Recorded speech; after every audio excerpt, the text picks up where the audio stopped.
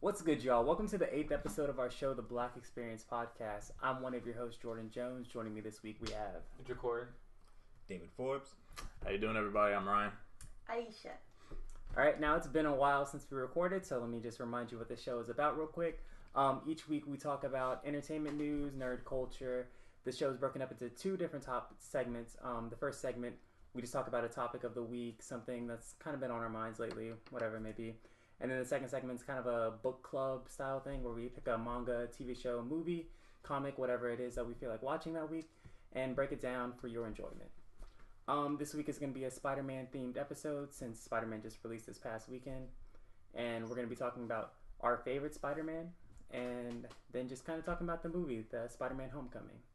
So let's jump right into the conversation. So overall, what did you guys think about the film? I liked it. That was great. Yeah, I did too. I liked it a lot. It was funny. It was fun. It was. To watch. It was a good time. I liked it. I did think there were room for a few improvements, but overall it definitely was a well-rounded film. And so far, I personally think it's the best Spider-Man. Mm-hmm. Oh wow, the best. The best. Wow. I mean, out of each one so far, like, wow, that's. It's hard for me to say that it passes the first Tobey Maguire Spider-Man, Yes, but I think it's better than all the rest besides that one. Yes, I agree. I'll agree with that. But the first one is still. So you like the first one the best? I do. All right. How would you rank them? So I guess this is a good way to dive into our first conversation about just which is your favorite Spider-Man? Which is your favorite rendition of the Spider-Man and Peter Parker character? Yeah, I like the animated series. But I guess it's different because it's a TV show. Like, we got to see all the villains, all the side characters, and we got to see that development and all the different situations. With movies, you can't really do that. So Yeah, I feel like I grew up with Tobey Maguire. Is that Tobey Maguire, right? yeah, Tobey Maguire's the first one, the first trilogy. I like him a lot because he was like geeky and he was this like skinny looking dude, not too buff, and he's not the favorite character. He's not cocky, so I like that Spider-Man. It's cute. My favorite Spider-Man would have to be like Andrew Garfield character actually. Cause like me and my brother, we talk about like a bunch of this stuff a lot. We actually went and he's the one that took me to see the new Spider-Man movie, and we had this whole conversation that we're talking about right now, like right after the movie. And like while I say that this current Spider-Man is probably one of the, probably the best version, Andrew Garfield is my favorite Spider-Man because you saw Andrew Garfield, he was a nerd, and he was really talkative, he was really cocky. I personally feel like he stayed true to the Spider-Man rendition that you would see in like the comic books. Mm-hmm. I agree with that. But me personally, my favorite Spider-Man would have to be, specifically talking, my favorite Spider-Man movie would be the first Spider-Man with Tobey Maguire. I like that one a lot. 2 and 3 I didn't like at all.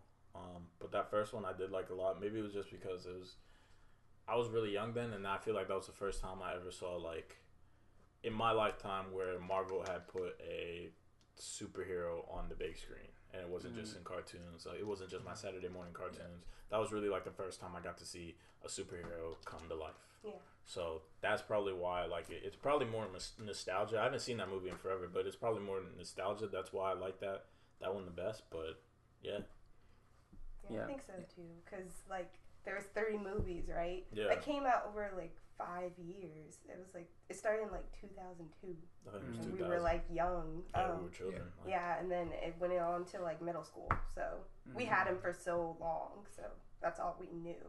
The series was the first Spider-Man series was good though, and it did have a couple of iconic moments. Like for instance, my favorite one of my favorite moments in like that's the Tobey Maguire Spider-Man series is the second one where he's fighting Doc Ock and he's on the train and he has to stop the train.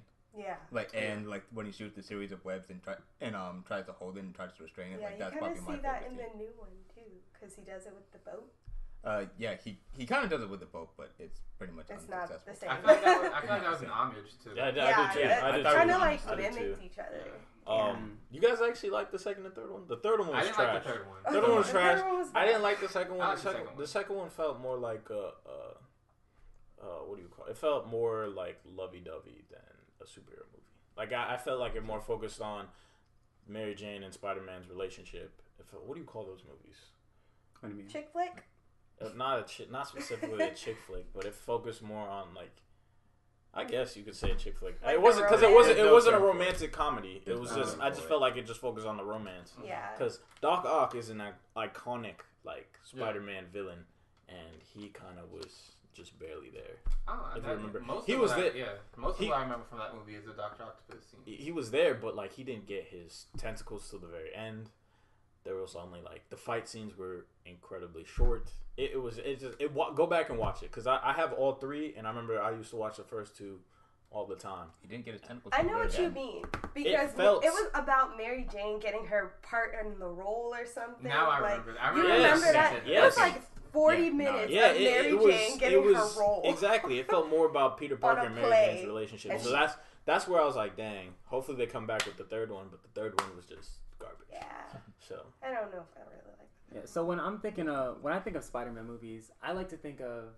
I kind of mentioned this in our Wonder Woman talk, but I like to think about the character, like not the person behind the mask, like who the actual like guy is going throughout his day-to-day life. So that's why I like the Tobey Maguire character, because you were saying how he was kind of like nerdy and everything, and that's what I'm looking for. I feel like Tobey Maguire was a better Peter Parker, and then you say that you feel like Andrew Garfield, because he was doing like the quips and everything, and he was funny and he had the humorous side of him. Yeah, like Andrew Garfield. Yeah, I believe that he was a better Spider-Man, but Tobey Maguire was a better Peter Parker, and that's why I think that other series is better. And I feel like the second movie was focusing on the Peter Parker part, where he's going through this relationship and he has like his other side of him. Yeah. And he's not just a superhero. Where he can't pay rent and he can't like. He can't. You're right. Maybe if I watch it now, I have a better appreciation for it. But back then, all I wanted to see they announced Doc Ock, and I was like, oh. Spider-Man, Doc Ock. That's all I wanted to see. I mean, that's what most of us are going into when we go to a superhero movie. But I'll probably have a better appreciation for it now just because, like, I understand like character development a lot better now. Yeah. So. But that is true, though. He is cocky in the comics because I do see scenes where he's, like, saying rude things to, like, people. And that's how he is. But I feel, one thing I will say is I feel like this Spider-Man did that as well. Mm-hmm. Like I feel like he had a lot of quick. He felt like a good Spider. I don't think he kind of left off where Andrew Garfield. I feel like he picked up where Andrew Garfield left off. Yeah, I'm glad you said something about that. But like I personally don't feel like the same cockiness, but that's a good thing because like this focused on the development of Spider-Man. Like this takes Spider-Man takes place 8 months after he gets his powers and 2 months after Civil War. So like he's just getting a grasp on his powers and he's just becoming a superhero. Like it's not like the previous movies where like they find out they have powers and after 2 weeks they're professional. They're like it's like how do you know how to do all this? He's had his powers for 8 months and he's still learning how to do them. He's still learning how to be a superhero. Yeah. And I'm glad they touched on that, and he's also like trying to get a hang of that, talkative and cockiness, like especially during that like bank robbing scene with all the high tech gadgets, like and he's like trying to stand on the wall looking cool and whatever, and trying to say all those cool lines and and all this stuff. Like he's learning, is focusing on development, and I appreciate that. And how they showed Tony Stark more as his mentor, and I much more appreciate that because like Tony Stark, they showed just enough of him where it was complimentary to the movie, but it wasn't overpowering. But it wasn't overpowering, and it wasn't something like Avengers 2.5 like Captain America: Civil War was. Mm-hmm. For this part, let's try to keep it more focused on the character of Spider-Man, Spider-Man, not without the whole Tony Stark part and everything. But one thing I did want to say about that is I feel like I agree with you 100%, and I feel like I don't want to necessarily say this Spider-Man was cocky, but I felt like he kind of had like the quick little joke. He had that like the jokes that Spider-Man does when he's fighting bad guys that you get from the comics. But I feel like since they did develop the character, I feel like as he grows with his powers, so in the next movie, I feel like we'll see a little bit more we'll see that cocky nature. Yeah, like we'll see a lot more of the like similar to the bank robber scene, and like when he was interrogating Donald Glover's character. I feel like that will like he'll get better with that, and it'll be like he'll just have a cockier nature to him. Like I know what I'm doing now. I'm able to do all this stuff. Yeah. So yeah. But I will say this as well. This movie specifically, I felt like it was more character development of Spider-Man and less of Peter Parker. Mm-hmm. So I felt like Spider-Man was the one we were getting to know, not Peter Parker. Mm-hmm. That when you said that with the Tobey Maguire thing, I realized that. I feel like we got to know Spider-Man more than we got to know Peter Parker in this movie. Yeah, I definitely agree with that. Is there anything else that you guys like to say about the other Spider-Man? I read an article and they were talking about comparing the Spider-Mans, of course, but they were talking about the powers, and they were talking about how, like you said, he didn't know his powers that well because he's young. So they were talking about how the spider senses aren't in this movie. Yeah, he doesn't have spider senses. So he doesn't have it yet, but they don't know if they're gonna bring that into it or not, because that's in all the other movies. When he senses danger, he moves out the way, and he didn't do that in this movie. I don't think they will, just because of how high tech they made his suit. Yeah, they that's made true too. They made his suit. There's way more technology. Yeah, in they this made movie. they made his suit kind of like Iron Man's suit. And I don't know if he knows he can do it or not yet. True, that may that be. Too. But I feel like what they're trying to do is they're trying to get rid of the whole spider sense and just make it more like, what do you call her, Kim? Karen. Karen.